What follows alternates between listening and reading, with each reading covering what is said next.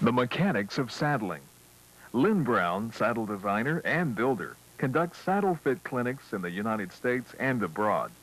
Through his Mechanics of Saddling video series, you'll learn about the physiology of the horse's back and how the muscles and skeletal system are affected by the saddle and the weight of the rider.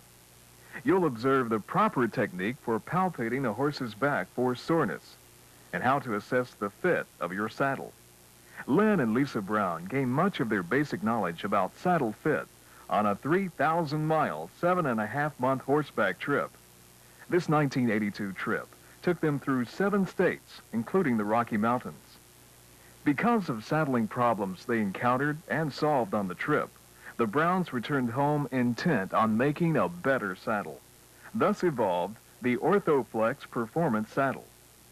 They introduced the first patented model in 1986 and are now the largest custom saddle manufacturer in the United States. Since then, they've doubled their growth each year. Here's Len at a saddle fitting clinic as he gives the first segment of The Mechanics of Saddling, an introduction to saddling and its history. Hello, Len Brown here from OrthoFlex Saddle Company, and I want to do a short video to show you how to palpate your horse. Why do you want to palpate your horse? Number 1, to see if your saddle's working. Number 2, to see if your horse has had problems in the past. The other things you can tell are which lead your horse prefers, because almost all of our horses have one side they prefer over the other. Now, once you know which side your horse likes to lead on, you can tell that from the saddle, but you can tell it from the ground. You never have to get on a horse. So if you're looking at buying a horse, knowing how to palpate the horse to see if he's been damaged severely through the spinous processes in the vertebral column, for instance, will show you that. That way, you don't get a horse that's got more problems than what you would want. In saddling, the best time to palpate your horse is the morning after you ride. Then you can see if you have a problem, because right after you get off, things are as either slightly numbed up or not as responsive as they'll be the next morning. Friction soring can be quite responsive after you get off the saddle. That's from too much movement. We'll show you how to check for that too. In doing this, first thing you don't want to do is to walk up and grab a horse and start poking on him or where the saddle is and so on. We want a horse that's relaxed and not a horse that's apprehensive and in his flight mode. Yeah, she said, what are you doing to me over here, huh? So walk up to the horse. See, he already is popping a head up. He's a little apprehensive here. We want to calm him down some so we get a natural reaction. And just a little bit of this. Stroke this neck once or twice so we don't have this muscle over-tighten on apprehension and a natural reflex to keep predators off that neck. This muscle is the levator humeri, called the brachiocephalicus in your modern day anatomical book, but the Latin name describes what it does. It elevates the humerus. It's what starts the extension of the front leg. Overwork a horse on the forehand and you overwork the levator humeri because he's overbalanced with possibly a heavy rider, a saddle too far forward. When I say heavy rider, I mean heavy on the forehand. And he's got to jerk that front leg out much harder. Easiest for him to do that, not only by using this muscle, but by throwing this head and neck up. When he throws that head and neck up, what does he do? He gains all the leverage for use of that cantilever action and tightening and contracting that muscle to jerk the front leg out. Now, the response I got here on a scale of 1 to 10, and I'm working on the attachment point of this muscle. Take it easy. It ain't that bad. Response is about a 6. Now, what's a 10? They rear and they strike. It can be just contraction of muscles from overwork. This is called compensatory muscle soreness.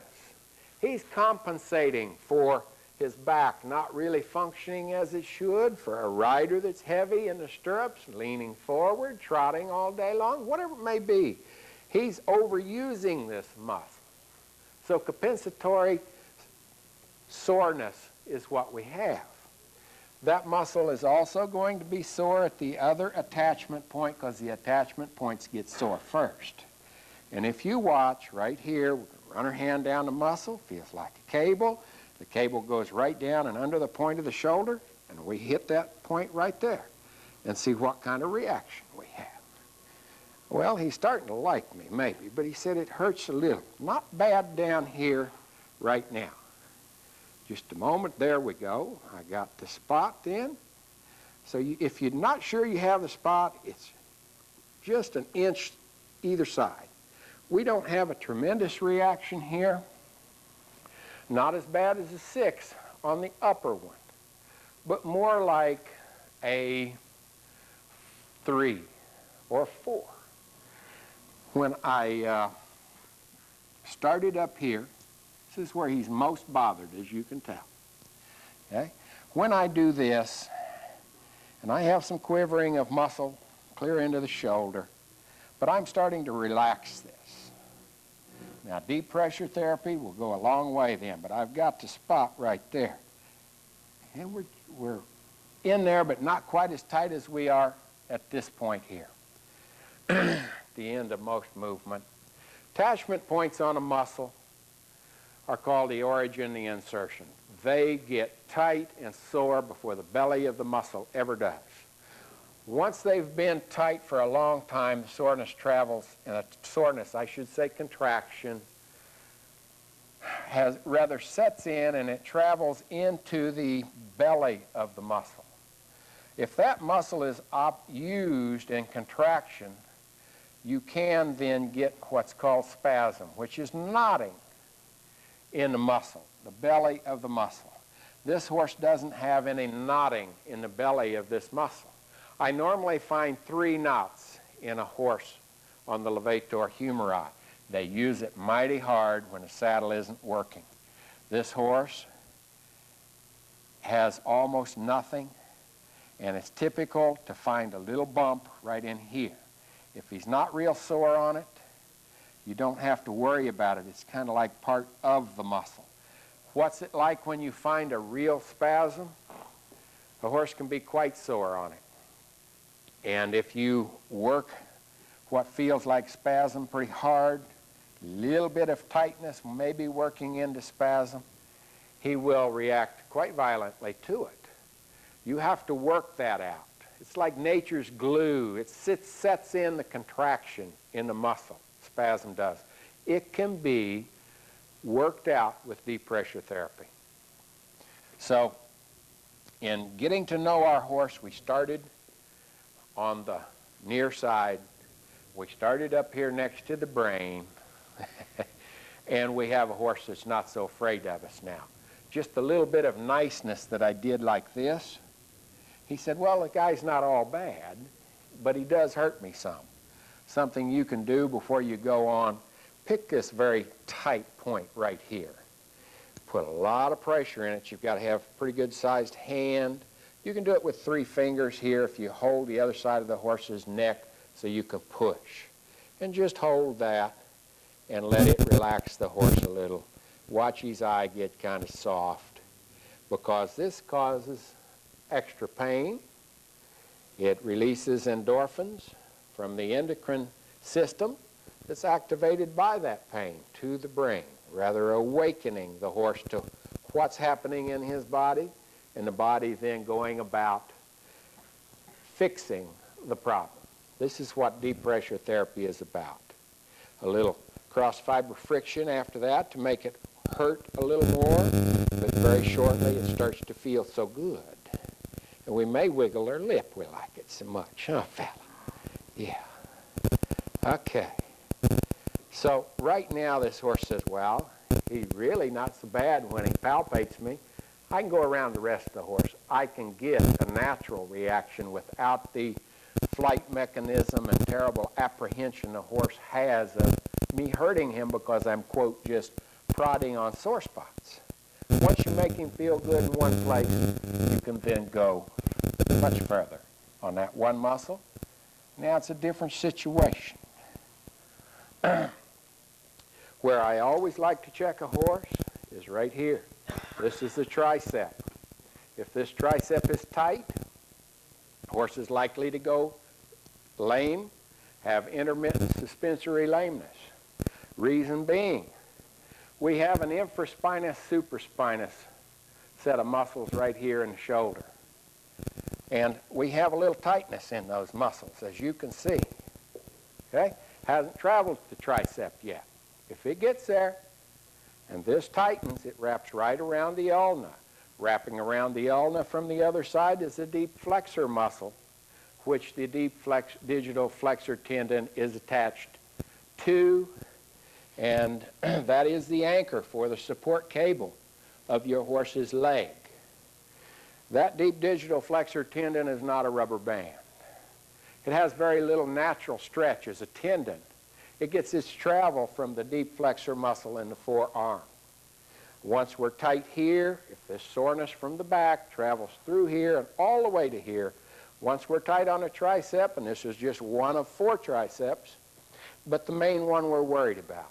Once we're tight there, we will then, through this muscle, working with and against the tricep, this muscle will overwork and become tight and sore. When it does, we lose the natural shock absorption to the lower leg through the fetlock and the pastern, and rolling over the navicular causes some navicular problems too, folks. If you're extremely tight here, going all the way through here and down, with the pastern has to drop. This has to be loose. That's why you always want to check the tricep. And only in the horse world would we sell leg wraps that supposedly support this to the point that you lose the natural dropping and shock absorption that the horse needs. You lose it, he goes lame. So you figure that one out. Now, we check the infraspinous, supraspinous here and here. These can be caused by girth problems. For a long time, I was only concerned about what I was sitting on. And once checking enough orthoflex horses and finding some horses that were absolutely clean in the back, no problems, and then finding horses that might be sore through the girth area. That's something you want to look for. You also want to palpate the girth area right where the leading edge of the girth is possibly biting into muscle. And that muscle on the flat of the ribs here is very sensitive, as you know. The $3 strap that we use, unfortunately, tightens on that leading edge right there. It doesn't do this guy any good to ask him to turn if you've been riding him for a few months, and every time he hurts here already, and when he turns, it tightens a little more. So girthing is another situation. It takes more than a $3 strap to stay loose on these muscles. I'll show you that later when we get into saddling the horse. But the first thing I want to do to the back is determine whether I have a right lead horse or a left lead horse. I want to go like this and like this. If the horse has been ridden enough to give me a response to some friction, I can tell that right away. Hasn't been ridden quite enough here to tell me. About 90% of your horses are a left lead horse. In that situation, I'd have to go around the rest of this horse to see which side he's working on the hardest, which side of the neck he'll be the most sore on. I think we have a right lead horse here. So he may prefer the right lead. This horse is so close right here, I can't tell. But a very good test for telling is right here. I'm getting a little friction soring on the right side, but it's so minute, little differential. So we'll leave that on this horse.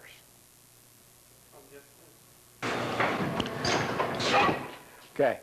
Why would I want to go ahead and run my fingertips down the back to determine whether we have a right or left lead animal? All of these animals like to lean on one forehand, on a right or a left leg. They like to lean on it as they operate. It also means that they're lazy on the diagonal, the opposite hind leg. So in doing this, it's their way of going. It's also your way of going if you want to check it. Get about a 3-pound or 4-pound weight. Hold it in one hand and go jogging.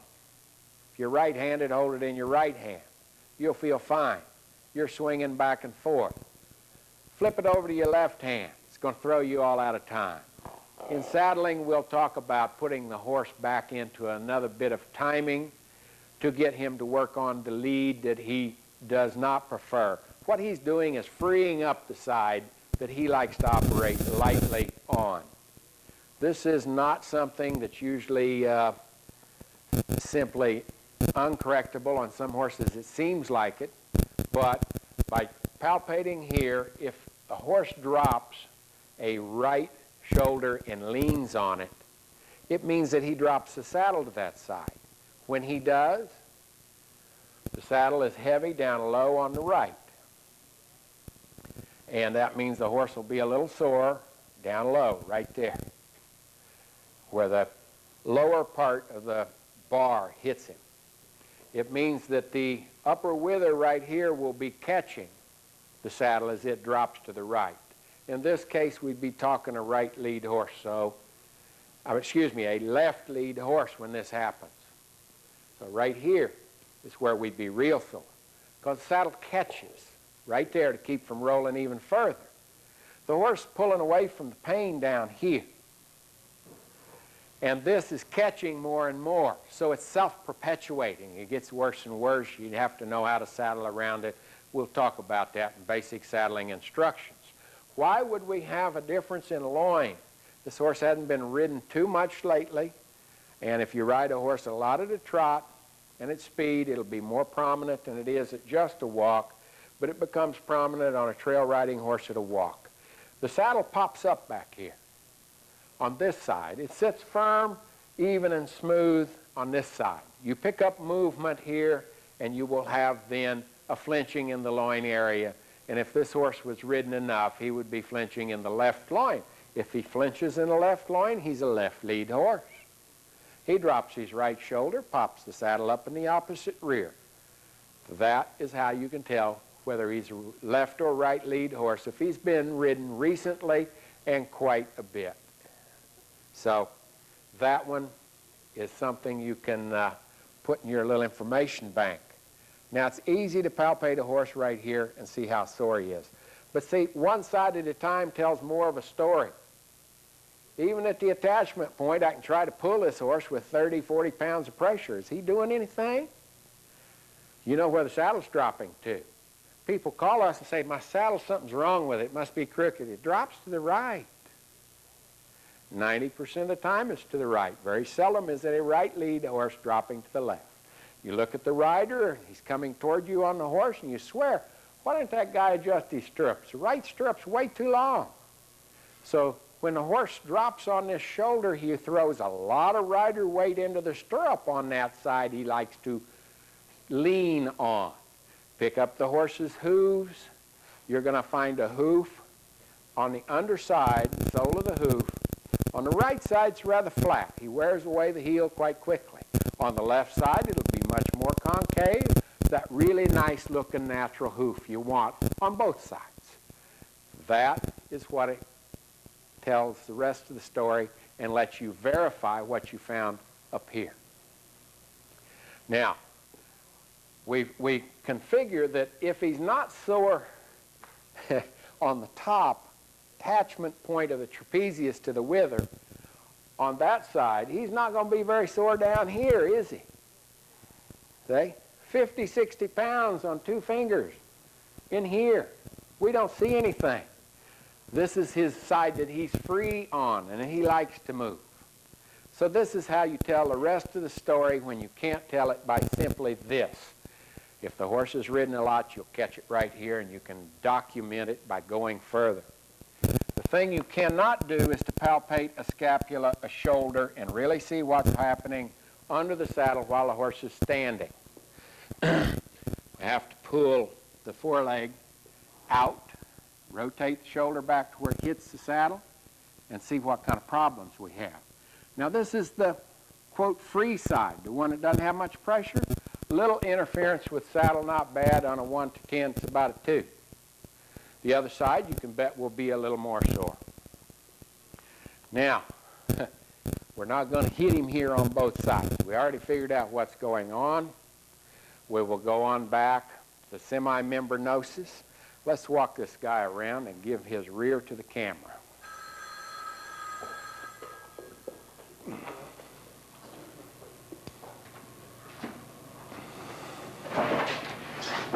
The semi-membranosus is going to be 1.5 inches outside of the base of the tail. If you feel for it, you'll feel a little tight, like a cable, a tight spot right here.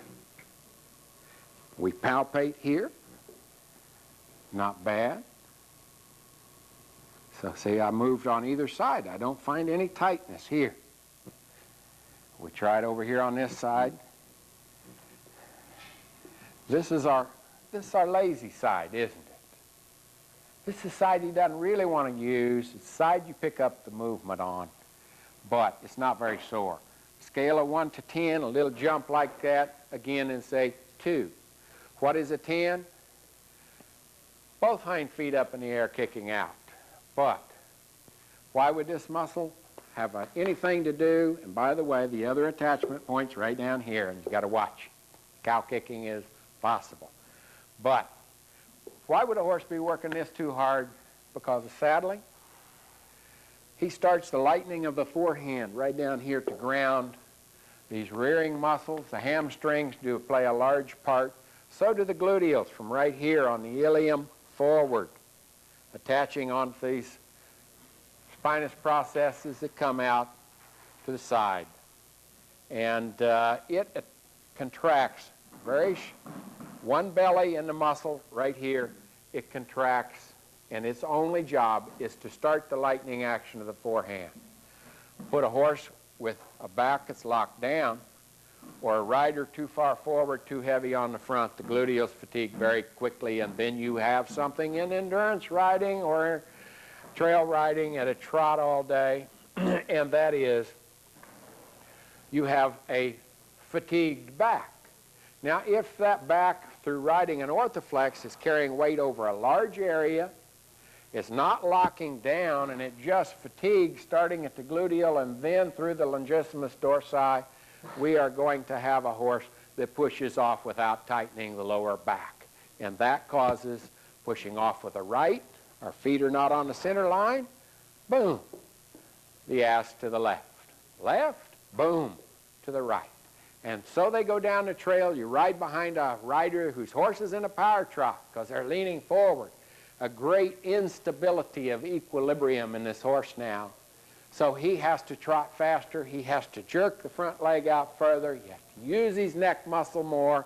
He fatigues his back quickly. The orthoflex does not bite in, create pain, and cause the back to lock down, so it just fatigues. The rear end looks like somebody doing a cha-cha-cha back and forth all day long under the saddle. That is loin rubbing. What we do now is we shorten the panels as much as we can, and we ask, please, sit down in a seat we made for you. It's comfortable. Just try it and learn to post, move with horse, and stay in the seat, out of the stirrup, prevent the loin rubbing, prevent the fatigued back. Even with the short panels, we might not get the loin rubbing. Why do we want to prevent a fatigued back? To keep from overloading the forehand and causing a lameness situation. And I can tell you, even an orthoflex will cause fly jerk and some soreness here if the saddle is either too low in front, throwing the rider into this position, or if the rider is just there all the time on his own. A regular saddle will lock down this back. It will operate locked down. Typically, you do not get loin rubbing because both gluteals are contracting and the back is tightened down. That's not too good. It causes what's called spondylitis. Lee, bring this horse sideways here. Spondylitis or spondylosis is when a horse is pushing off from the hindquarters with his back tensed, like this, dropped. And this horse isn't sore enough to drop the back. But it doesn't have to drop a long ways on a straight-backed horse. Just the spinous process is pulled together, rubbing and impinging. Now, vertebra, think of it as the disc on these bottom two fingers. Actually 4 interlocking joint surfaces above the disc are these two fingers. The upper middle finger here is the spinous process in this picture, but they are quite close together.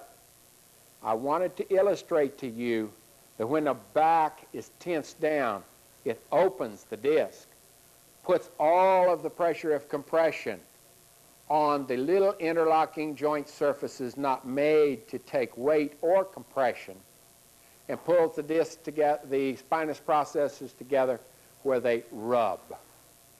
So collection, and that is back up through opposing forces, is very necessary in this picture.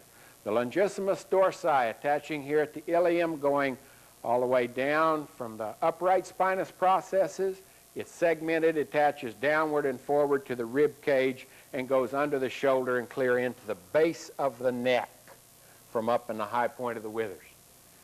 That muscle contracts segmented. If your horse is operating naturally, it contracts one side at a time. That means it contracts on the right so that the horse is pushing off with the right and takes a forward step, both front and rear, without simply pushing his body to the left, so to speak, and or interfering with hind legs. So in doing that, we have opposing forces to the longissimus dorsi. It is, and this is natural, by the way, for the semimembranosus to cause the horse to tuck in the rear and lift the back. Okay? So by palpating there, tightening the abdominals, head and neck down is a cantilever action, the supraspinous ligament, the nuchal ligament, lift and tighten the back. A longus coli muscle lying under the vertebral column in the chest cavity also contracts and lifts the back. All of these are opposing forces to doing what? Overcoming the powerful muscle action of the longissimus trying to do this. You try to bend something 2 different ways. You do this. You extend it. Extension is not measurable, as veterinarians have tried to do in Australia on a treadmill, electronically. Because if you have natural extension, it is the exact and opposing force to the natural compression. But it keeps you from doing this, which is going to tear your horse up from the inside, and all it takes is the pain from a thumbtack. And you can do that. Because as soon as the back works locked down, he's going to get kissing spines, spondylosis per se.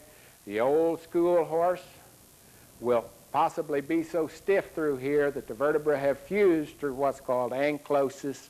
That is nature's way of stopping the pain. These horses have to walk around with a back tense, because if they move too much, the pain internally is terrible. If you get a response, and this is the only clinical test for spondylitis, the response is the horse then dropping the back from you just with your fingertip, rubbing the spinous processes. If that back drops 3 inches right here, you got a problem that's just started. Go to the racetrack like Churchill Downs. 2-year-olds in training and being raced will drop 3 to 4 inches or so already. Jumping horses, a big problem. Many other horses, even Western show horses, can have a problem here. And how bad is bad? The 3 inches is a 2 or 2.5 on a scale of 1 to 10. bad is an eventing horse that I can hold my arm outstretched. He's 17 hands tall and drop him to the ground. This kind of horse is cast in his stall every morning. And if you don't know what that means, it means he's laying upside down, legs against the wall, so he can rest. He cannot rest for one moment. He cannot relax his abdominal, because as soon as his back drops the slightest bit, the pain is more than he can take. That is a horse that's cast in a stall almost every time. You check it, you'll see. Okay. We have a semi-tendinosus that's about 5 to 6 inches outside of the semi-membranosus, 4 to 5 really from the semi-membranosus. It will feel like a tight attachment point right there. Quarter horses use this muscle a little harder than they do the semi-membranosus. So we don't have a big problem on the hindquarters of this horse. He's still pretty loose. You palpate your horse and see how he is, then you'll know if you have a really severe saddling problem, or possibly if somebody's overloading the forehand and you're just sore here and you're sore here and you've got a little fly jerk here. I've seen that under orthoflex in distance riding. Okay, turn him around, Lee. We will palpate right quickly, then we're going to get a couple of other horses that should be quite different. Right here. Oh my gosh, look here. He doesn't want to use this side very bad, does he? He's quite sore on it. A different situation. We're more up into the 7 and the 7. This side's tighter than hell. Little wonder why he doesn't like to use it. Okay? We already determined the saddle.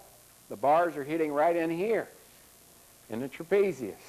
The shoulder that rotates into the saddle, which we didn't have anything on the other side, right here. We have a whole different animal. You can't straighten this animal out until you straighten out the saddling situation, and then when he drops his right shoulder, it's not down to the right. It's either in the middle or a little to the left. You burden the left, free up the right, and then change your training some, and you have a different horse. And this is true whether it's English, Western, or no matter what kind of horse and riding that you do. That gives us, I think, a good illustration. We'll go to the next horse. Another horse, one nice looking horse, but we'll go ahead and palpate this horse. It's ridden a lot of hours in the saddle on this horse by a fairly good sized rider. So we don't go to sleep here. Oh, I already petted him right here a little bit a while ago. Yeah.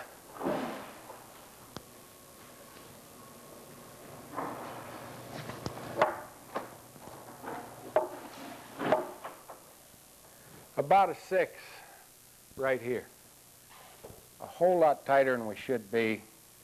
Tension all the way down into the mouth. Quote, bidding problems.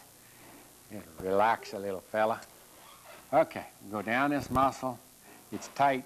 It's tight. He's very apprehensive all the way down. Fair bit of pain on the attachment points of this horse here. Right here. This horse has got a real problem under saddle, having to use his neck muscle, levator humeri, to jerk that front leg out way too much. Means we're going to be sore up in here. Means we're going to be a little tight in the hindquarters more than likely. It's hard to see a horse. When a horse is ridden a lot, especially like a distance horse, you're going to see the real overwork in these muscles. This is a trail-ridden horse, maybe some in show. I'm going to go down to the tricep now. We're still loose in the tricep. Infraspinous, supraspinous. We could expect them to be a little tight, not too bad. How much soreness do we have coming down from above? Some, but it hasn't traveled very far. Tells me one thing. It hasn't been there too long. If it would have been there a long time, then at that point, it would have gone on further. It would be more severe in here to match up with this. So interference of the saddle. Let's run our fingers down the loin. We have a pretty even horse. I can't tell you right now which side he prefers from this. He's pretty even. Right here at the top of the wither, he's sore. At the top of the shoulder on the right, he's sore at the top of the shoulder on the left.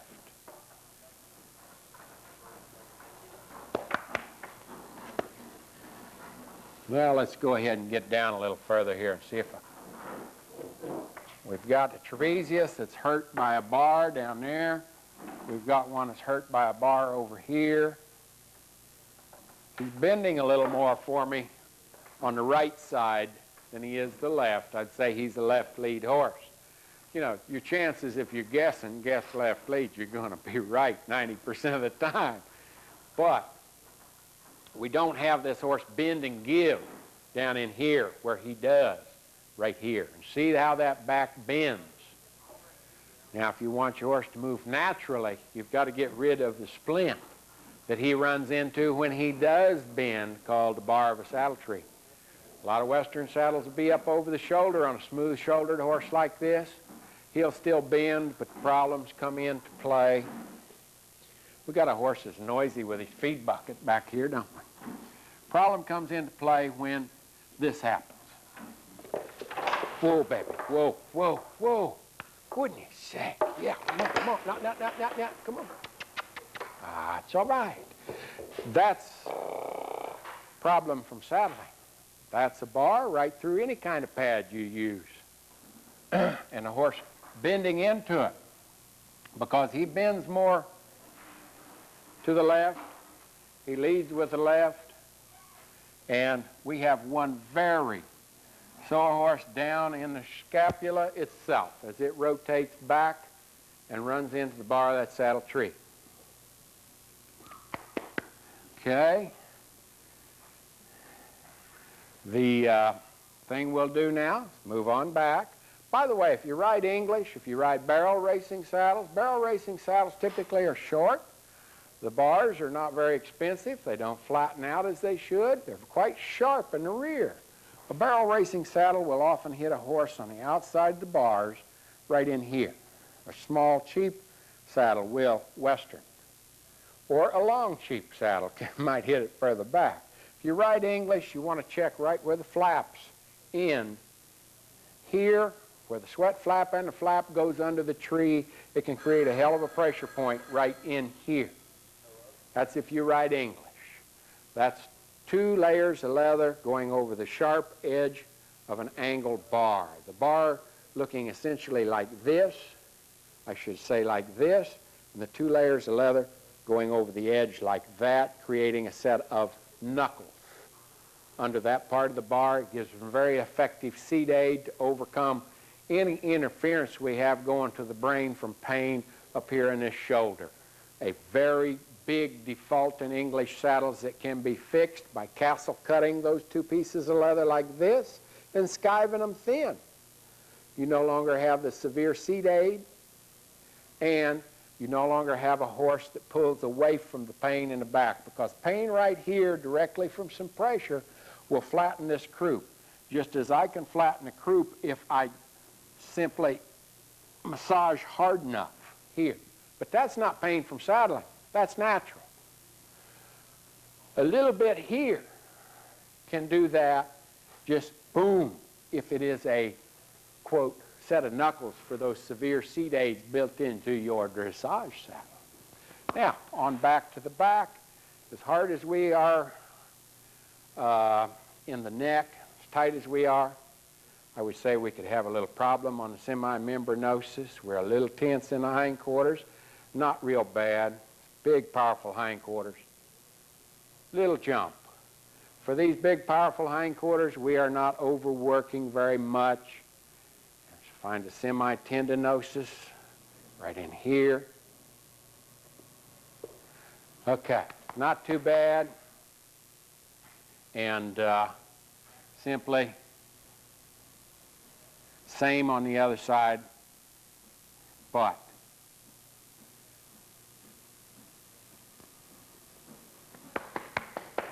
not working quite as hard on straining anything it feels like on a semi-tendinosus over here. Yeah, about the same maybe.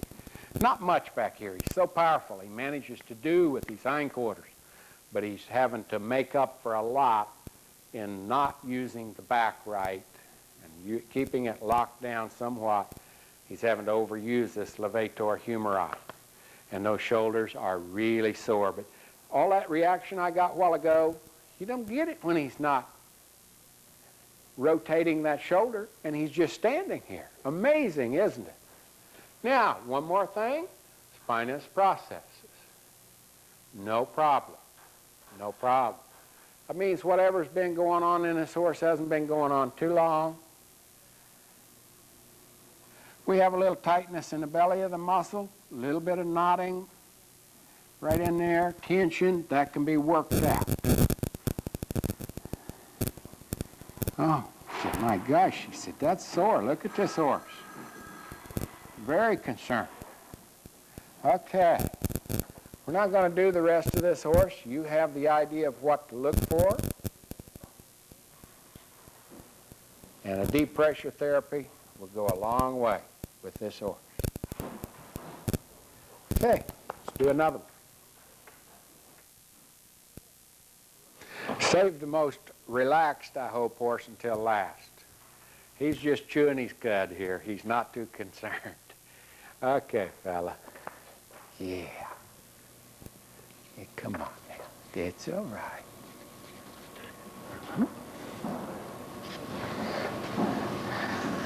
Take a little of the apprehension out right here. If that feels good, you think we have much problem?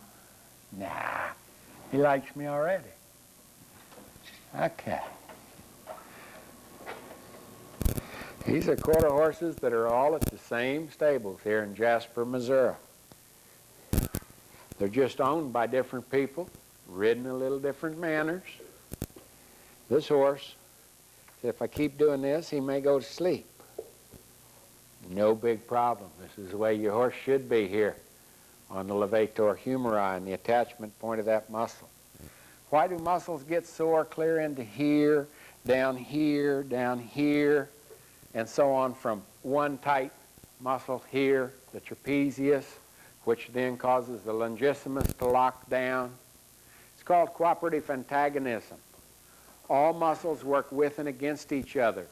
Where one muscle contracts to move a lever, like the bicep, the tricep has to release to let the bicep move the lever.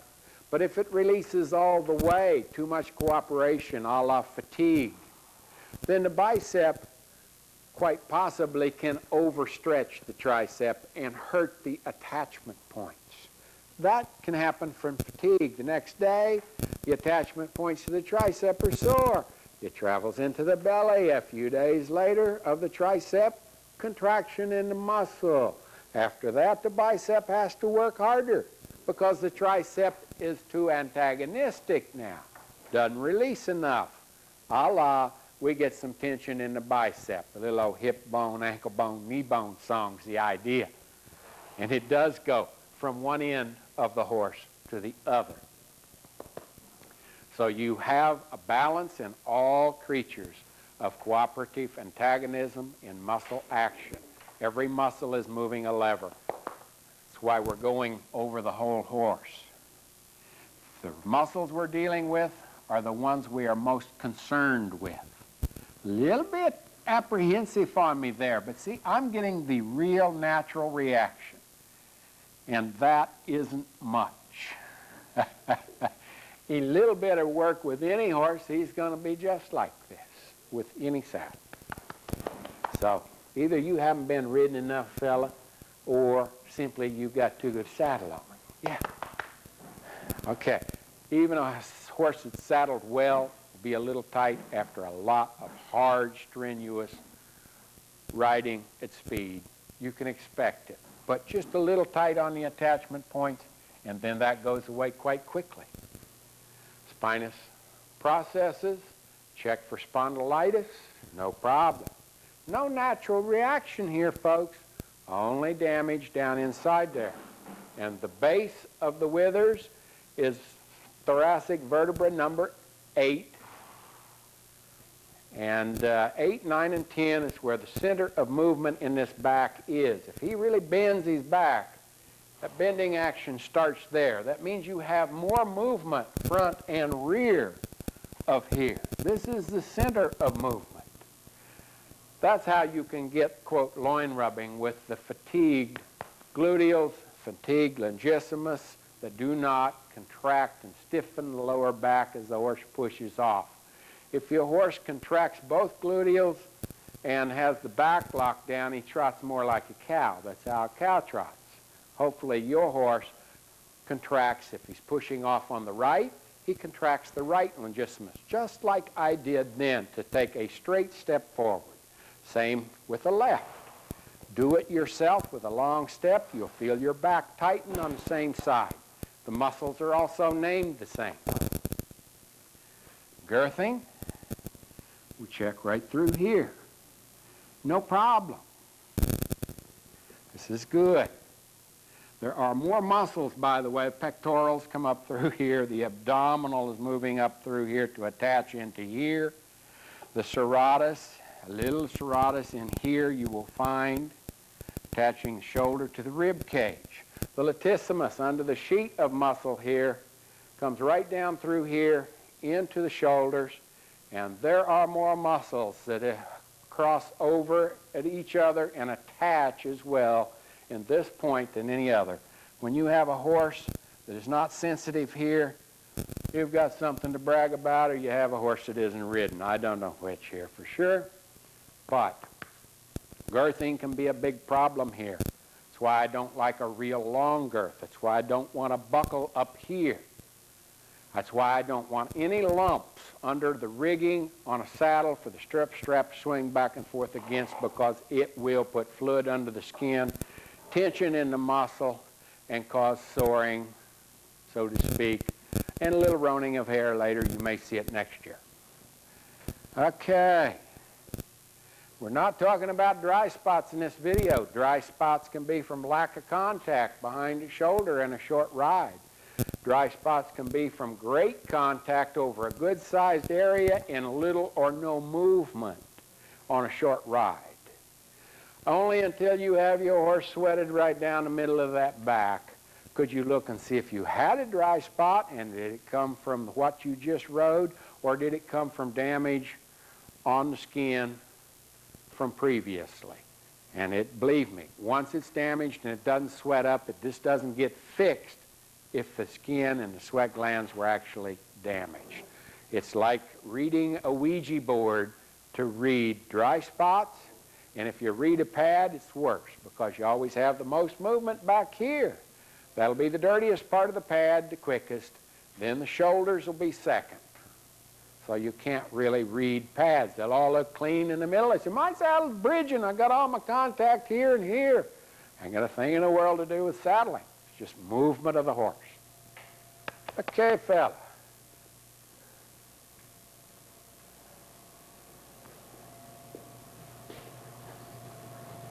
You've got just a tiny bit of a natural reaction here.